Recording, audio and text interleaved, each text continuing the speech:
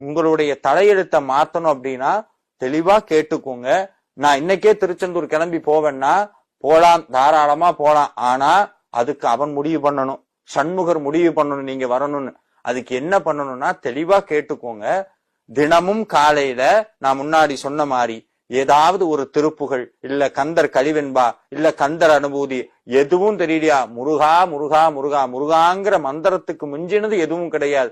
64 கோடி தீர்த்தமும் முருகங்கிற நாமத்துக்குள்ள அடங்கி இருக்கிறது. அவ்வளவு பெருமை வாய்ந்தது.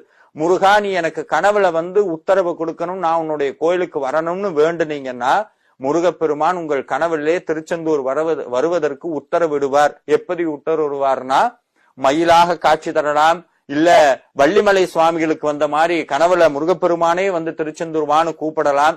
இந்த மாதிரி ஏதாவது ஒரு சமிக்ஞை மூலமாக உங்களுக்கு திருச்செந்தூர் வருவதற்கு உத்தரவு வர வேண்டும்.